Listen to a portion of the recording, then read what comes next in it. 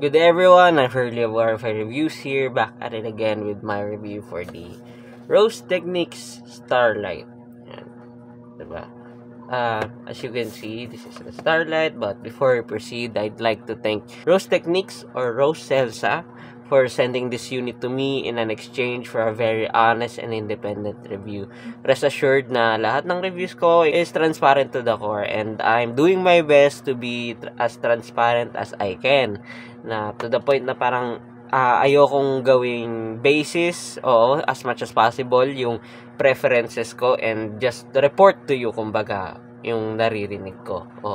I know this hobby is a very subjective hobby, but as much as possible, kung ano yung naririnig ko or naririnig din ng mga non-hobbyists na pinatry ko nito personally, yung malalaman nyo. They asked me the question why I am not making a tier list. Kasi yearly sa page ko, I am making a tier list of IEMs. Well, this year, napag-desisyonan ko na hindi gumawa ng like tier list per se na like yung tier list ko na usual na may S+, ganyan-ganyan.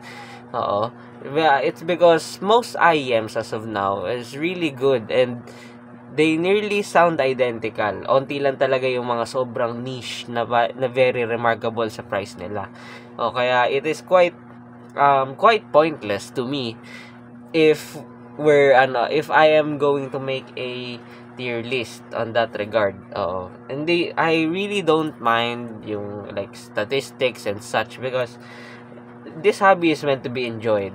And hindi naman porket na like hindi naman porket hindi ako naging statistically correct on making tier list, that doesn't mean na my tier list suck or my tier list is invalid. I have what do you call this? I have been clear to my tier list, sa disclaimer ng tier list ko, na this is made based sa preference ko when it comes sa technical performance and based sa experience ko personally.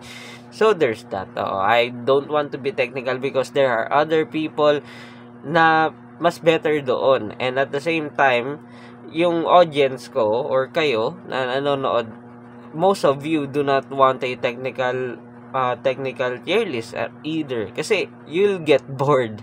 There are other people na mas fluent dyan sa context na yan, but medyo napaba na rambling ako. Pero yun yung reason as to why. But don't worry, I'll have a list of something probably at the end of the year, but not exactly a tier list. Watch out on that one. Okay, but then again, here's the Rose Techniques Starlight.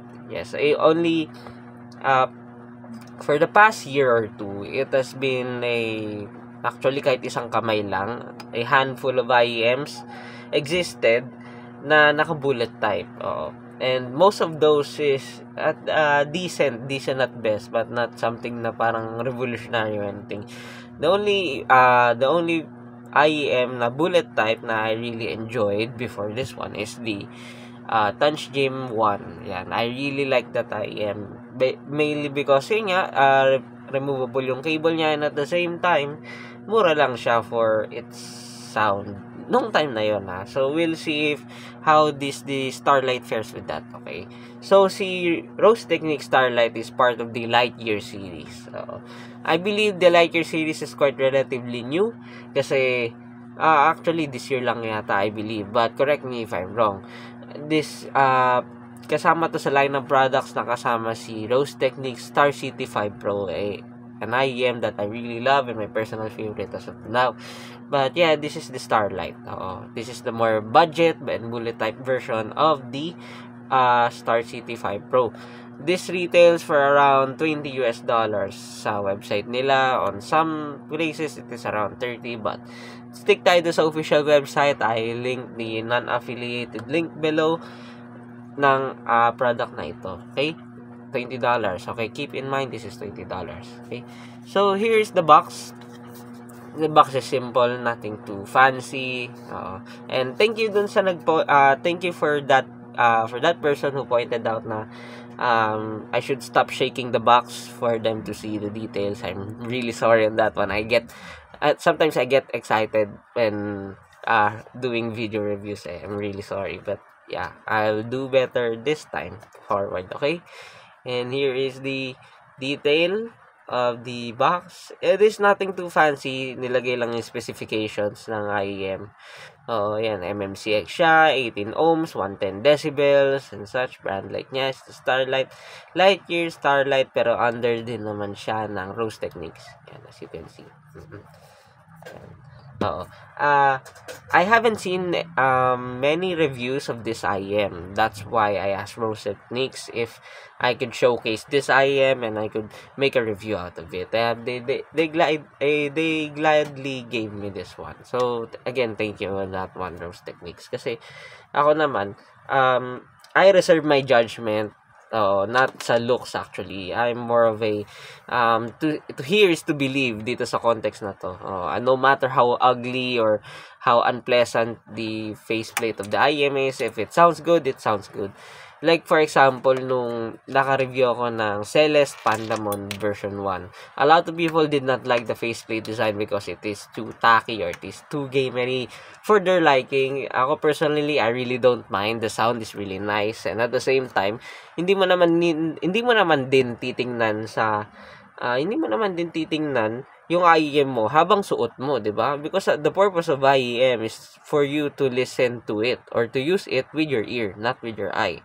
But I do get yung sentiment ng people nung ibang taong yun, kasi nga naman, yes, they bought the IEM, they want something na parang, alam mo yun, visually pleasing and sounds good at the same time. So I do understand them on that context. So it's okay. No hate on them. It's just my personal thing, okay? But yan, ito yung box again itself, and wala siya gaanong accessories really. It's just a cable and the 3 sets ng ear tips. This is very minimal for this price, but if I am going to nitpick, I would like na sana kahit man lang may pouch for this one, kasi look, this is a sleeve cable, and as we all know, sleeve cables tend to catch dust or tend to catch odor more kasi nga sleeve sila, okay? But that's just me. Okay, when it comes to the IEM, here's the IEM itself, as you can see. Maganda yung design niya actually ng bullet type. Hindi siya like yung isang straight lang na ganun. This is 2 parts, I believe. This is resin and this is metal. And pwede mo rin siya isuot ng nakaganyan, naka over ear like the usual, and yung naka bullet type for comfort.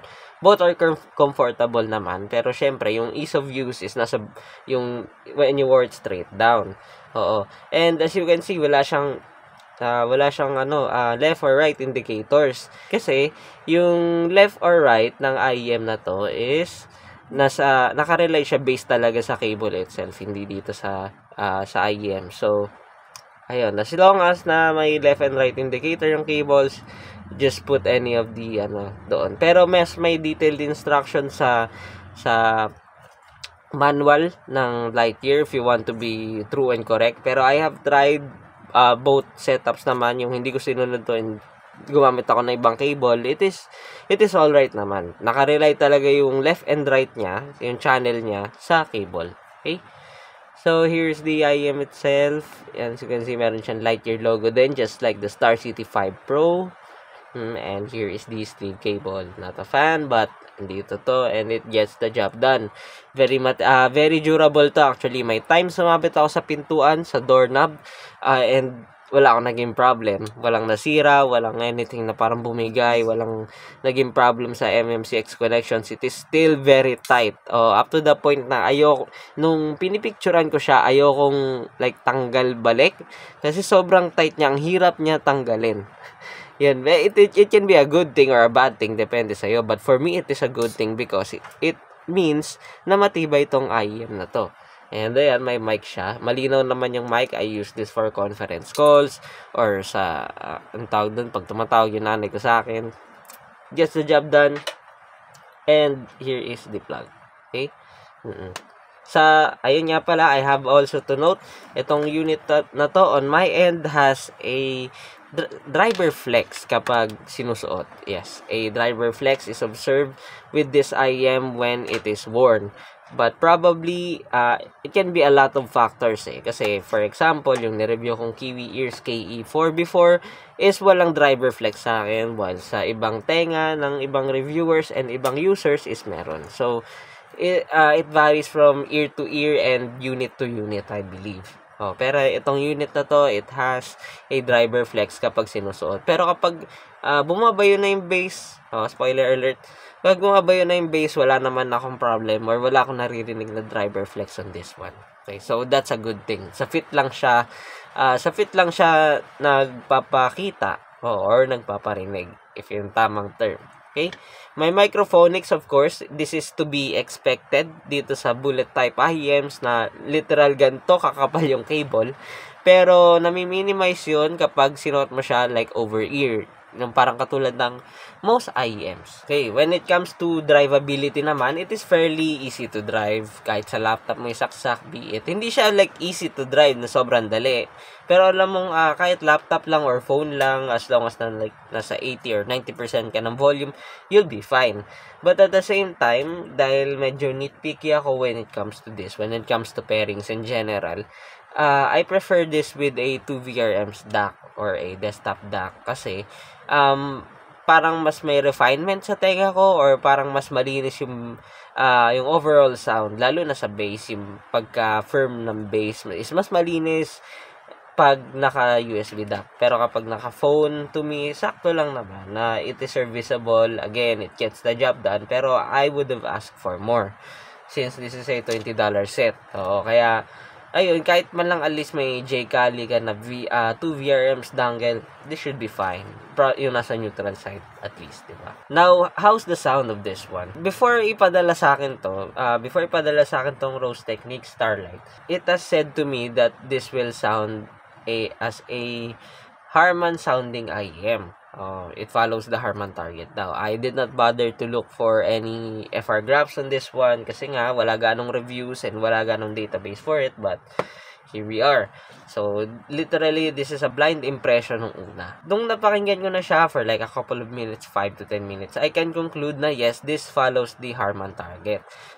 Pero instead of U-shape, kasi yung nakagawian or nakasanayan kong Harman target is a U-shaped set. Bandang siya V-shape siya. V-shape pero like Harman kasi nandun yung characteristic ng Harman sa upper mids. We'll get into that later. Okay? So, ayun, this is a Harman sounding IEM or V-shape sounding IEM if you want something na more simpler na leaning sa bassy side of the spectrum. Literal, this can be a bass head's dream if mahilig ka sa bullet heads or sa bullet type IEMs. There's that. Okay? This is, yung bass neto, it is, ayun nga, elevated, of course, and mas leaning siya sa sub-bass. Slightly leaning sa sub-bass. Actually, equal levels, pero if I have to be specific, mas leaning siya sa sub-bass. So, andun talaga yung sub-bass rumble, andun talaga yung hinahanap mong rumble sa EDM, sa party, or anything na lingering yung rumble, or defined yung rumble. Like, for example, yung sa Holy Grail ni Jay-Z, ayan, or yung, Ass Drop ni Wiz Khalifa. Ayan yung mga hip-hop rap. Magsha-shine talaga yung bass ng Starlight doon. Okay? Yung attack and decay niya is on the average side with slightly, at times, a bit slower than to my liking, lalo na pag very busy yung tracks, pero hindi naman siya sobrang hindrance or hindi siya hindrance at all. Okay? So, if bass ang hanap, tas bullet type, this can be one of the options. Okay? Now, punta tayo sa mids. As for the mids, it is mildly recessed and evident yung mid-bass bleed niya. I wouldn't call this a hindrance again, pero ayun nga kasi yung price niya is $20. So, I wouldn't call this a hindrance per se. Pero kung like sabihin natin na magpas siya ng 3K or ng 2K, it can be a bit of a problem. Based sa preferences ko, at least, and sa mga natanungan ko. Kasi, yung mga natanungan ko, kapag gumagastos sila ng tig 2K or 3K sa IEM, they want their vocals or mids to be cleaner and more lush. May IEM na nakakagawa nun, may IEMs na nakakagawa nun. Pero ayun nga, stick tayo dito sa Starlight. Sa 20 USD, I have no problems with the mids. It is warm, it is smooth. May mid-bass bleed again. Pero hindi naman sobrang lala na nalulunod na yung lower mids. Wala akong problem doon. So, yung male vocals dito sa region na to, sa IEM na to, can sound a bit thicker than usual. It will sound thick. It will sound, it will sound more lower. I don't know yung tamang term, but alam mo yun, mas lower in tone. Ayan, parang something like that. Pero hindi recess hopefully you get what I mean. Tinatry ko maging simpleton dito sa pagde-describe. Pero ayun nga, to give you an idea, si Brendan Uris, meron siyang versatile yung boses niya, pero at times nasa brighter side. At times nasa matinis na side. But dito sa Starlight, slightly mas naging makapal yung boses niya, mas naging mababa for some reason. Dahil siya may bass bleed yan, that's for sure. Not really a big problem, pero kung purist, can be a problem. Okay? Now, as for the upper mids, it is mildly elevated. It is clear. Yeah, it is still, may good amount of air. But at the same time, rinig mo na yung unrefinement, which is, or borderline shouty, if you may, which is quite common sa Harman sounding sets. So, ayun, not to mention din na nadagdagan pa siya ng factored kasi, as far as I know, yung driver nito is made out of LCP. To give you an idea, ang LCP kasi on its stock form is may tendency talaga na maging shouty yung mids, yung upper mids to be exact. Based dun sa pinagawa kong earbuds dati na stock LCP lang yung gamit. So, andun yung characteristics ng LCP dito na yes, detailed siya, but at the same time, it can be a bit unrefined, lalo na at times, lalo na sa sibilan prone tracks. Hindi siya bad thing kasi dito sa IEM na to, hindi naman siya harsh, like overly harsh, no. Yung naranasan ko is just mild peaks nga lang talaga Pero ayun nga, I cannot discredit those ears na very sensitive sa upper frequencies yung tenga nila. Now, as for the treble, we'll move to the treble na. It is well extended pa rin naman. It isn't bright or it isn't as elevated when compared sa upper mids. Pero maganda yung extension niya. I like the extension of this one. Kasi in between siya ng hindi super extended na maging fatiguing, but at the same time, hindi siya too rolled off para maging kulang. So, it is in between. Yung detail retrieval niya, as expected for an LCP driver, it is really good. It is really good for its price. Nandun yung details na hinahanap mo mostly, pero kung halimbawa naka-experience ka na ng like let's say hyper detailed set na 2,500 pataas, you may feel na parang kailangan mo pang ipikit para marinig mo yung details, yung micro details ng buo dito sa Starlight when compared to those. Pero yun nga, on its own, it is a very detailed sa price na to. But again, hindi ko siya pwedeng i-recommend as an analytical set. No, there are sets na tuned para doon. Ito hindi. This is meant to be used for casual listening or everyday carry. So there's that. Okay. Napunta tayo sa technical performance. As for the technical performance, this is average at best. I'd say there's nothing to write home about maliban sa layering niya. Kasi yung soundstage niya, it is your usual bog standard wide soundstage. May depth naman, but wala siya nung depth nung parang magic sauce na hinahanap ko doon sa Star City 5 Pro. So, there's that. But then again, yung price difference nila is magkalayo talaga. Sa separation, it is okay. May times, may hint ng congestion, lalo na kung very busy yung tracks. Pero, very manageable naman for its price. Layering, maganda yung layering nito, masalinsin. Or masinsin, yung tamang term, it is okay. Yung imaging nito, it is precise for its price. Ginamit ko siya once sa competitive game, o ginamit ko siya once sa Wild Rift, wala naman ako naging problem. Even sa podcast and live performances, walang problems about it. Now, punta tayo sa comparison. So, saan natin siya maganda i-compare?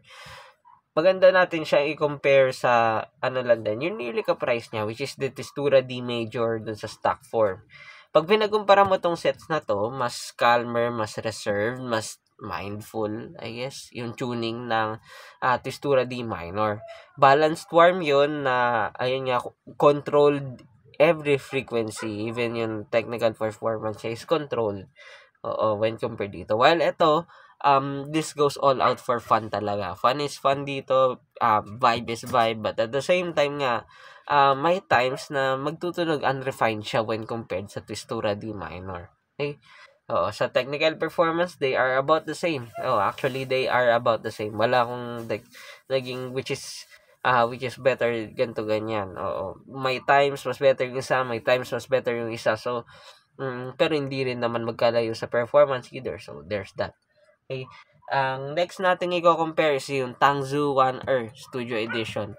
Yun naman si Tangzu 1R Studio Edition is tuned to be neutral. It is tuned to be neutral. It is tuned to be flat. Sabi daw nila. Pero to me, it is neutral. Neutral siya na mas leaning sa brighter side. But I wouldn't say bright. If you know what I mean. While ito is mas leaning siya sa bassy side. Mas leaning siya sa fun side, bassy. Mas may mid-bass bleed ito. While yun, wala. Mas airy yung tunog nun, but at the same time, mas manipis yung overall tunog nun when compared dito. Sa detail retrieval, would you believe na mas better to slightly when compared doon? Ako rin di ako makapaniwala nung una. As for the technical performance, mas malawak yung 1R SE when compared dito, but not by a mile. Separation, imaging, and layering is nearly the same on both sets. Pero ayun nga, pareho naman maganda rin yung comfort. Maganda yung comfort ng both IEMs actually. Lalo na to, madali lang talaga siya i-pair sa kahit anong tenga, kahit sa maliit na tenga, walang magiging problem dito. The only thing na magiging problem lang nila dito is mabibigatan sila sa cable. Which is yun yung foreseeable kung parang flaw na nakikita ko dito. Kasi they could have opted for a more lightweight cable yesa dito. But yung performance ng cable when it comes dun sa reliability nga and sa mic performance, wala akong naging problem dun. Okay? Saan pa ba siya maganda ngayon? Okay, sige, i-compare natin siya sa EPC Q1 Pro. Ayan, kasi 'di ba yung Q1 Pro is a Harman din, tas nasa 2K. So onti na lang idadagdag mo around 1K. 1K or 1K pesos 1K PHP or like 800 PHP, makukuha mo na yun. So, how does that sound? Well, yung tunog nun is sabihin natin mas refined. Mas refined yung tunog ng Q1 Pro kahit na Harman siya. Nandun pa rin yung peaks ng usual LCP and ng usual Harman, but at the same time, hindi naman siya bothersome. On both sets, hindi naman talaga siya bothersome. But rinig mo yung level of refinement difference ng Q1 Pro sa Starlight. Yung soundstage is mas malawak din sa Q1 Pro.